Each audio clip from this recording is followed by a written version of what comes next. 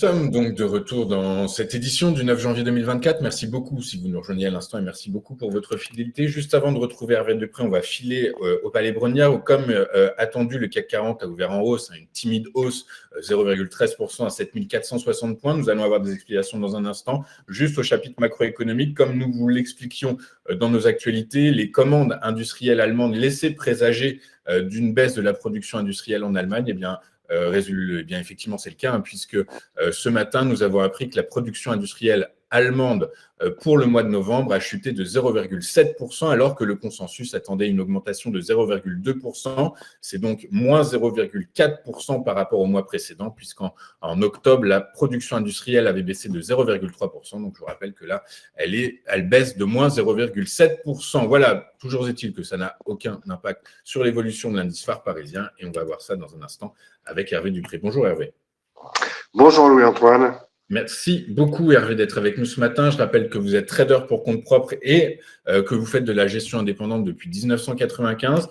Hervé, est-ce que votre discours par rapport à la semaine dernière a changé? La semaine dernière, vous nous expliquiez qu'il fallait se montrer prudent, laisser les grosses mains du marché tirer des conclusions des différentes statistiques macroéconomiques et de leur compréhension du rythme de la baisse de taux, notamment de la Réserve fédérale américaine et de la BCE.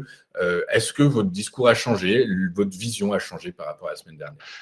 Absolument pas. On est exactement dans la configuration qui était un peu décrite la semaine dernière, avec une première rotation qui a lieu dès l'ouverture du premier jour de l'année, donc comme précisé lors du précédent chrono-CAC, avec une volonté d'identifier les bornes d'un range potentiel pour le moment dans lequel nous nous trouvons.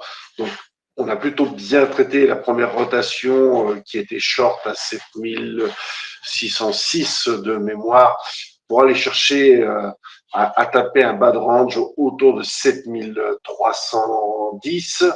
Donc, on a fait 7350 au plus bas sur la session cash, ce qui a permis de se repositionner en achat. Et là, force est de constater qu'on est dans une situation où je dirais que les cartes ont été distribuées.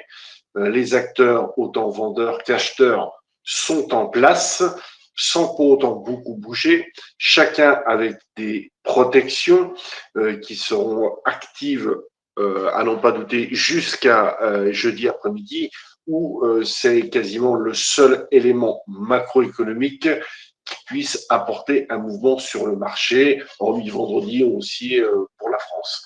Donc, comment aborder ce marché? Alors, je dirais que on n'a pas vraiment le choix. C'est soit on est déjà positionné à la vente au-dessus de l'open annuel de 7577 et on est positionné à l'achat à 7350, 7380. Et là, entre les deux, pour l'instant, c'est surtout on ne touche à rien, même si on a une ouverture en léger gap haussier qui a été comblée directement là à l'ouverture. Il est absolument extrêmement compliqué d'identifier la prochaine rotation. On peut éventuellement identifier des points de calage du marché. Donc pour aujourd'hui, à la hausse, je ne pense pas que le marché ait la force d'aller beaucoup plus haut que 7482, 7526, qui représenterait complètement une zone morte, non tradable, en attente de l'IPC. Et en dessous, on se méfiera à un éventuel double bottom un petit peu false breaké autour de 7310, qui est encore un objectif avec un gap.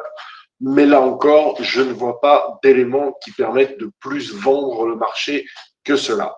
Donc, globalement, par rapport au début d'année, on reste dans le range 7003, 7007. Et pour l'instant, il n'y a pas de mouvement de fond très identifiable avec des grosses sorties ou d'un gros retour en force d'une volonté d'emmener le marché beaucoup plus haut.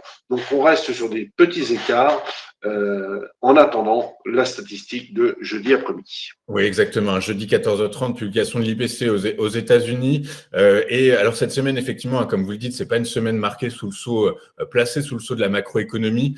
Ceci étant, il y a bon nombre de discours de responsables de banques centrales qui seront à suivre et qui pourraient avoir un impact non pas sur le marché action, mais plutôt sur les marchés des rendements souverains, potentiellement sur le forex et éventuellement par répercussion sur les indices actions. Mais globalement, c'est une semaine où il faudra être attentif à l'évolution des taux souverains. On voit qu'il y a beaucoup de volatilité sur les taux hier. Ils ont perdu pas mal de terrain, notamment aux États-Unis. Là, ils reprennent des couleurs en Europe. Du coup, la volatilité est sur les taux souverains et c'est ce marché probablement, je ne sais pas si vous êtes d'accord avec moi, mais qu'il faut plutôt surveiller actuellement.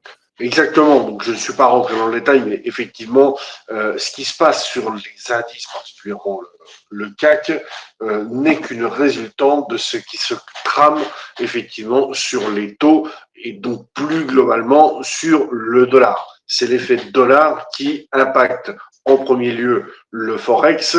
Donc on surveille bien évidemment, comme vous l'avez précisé, le pétrole avec cette espèce de communication en sorte de pied de nez pour ramener les cours d'un WTI aux environs de 70-71, qui n'a pas peut-être forcément vocation à durer très longtemps.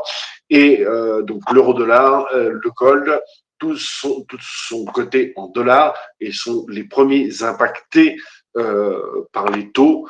Et donc, c'est eux qui vont driver par la suite un mouvement sur les indices. Les indices, en tant que tels, n'ont rien de bien nouveau à apporter au marché. Exactement, tout à fait. Bah, écoutez, Hervé, merci beaucoup pour vos explications, merci beaucoup pour votre temps. Et bien, écoutez, on vous donne rendez-vous la semaine prochaine pour voir si votre sentiment, vos analyses ont évolué par rapport à aujourd'hui, à cette semaine. Merci beaucoup, Hervé, d'avoir été avec nous. Je rappelle que vous êtes trader pour compte propre et que vous faites de la gestion indépendante depuis 1995.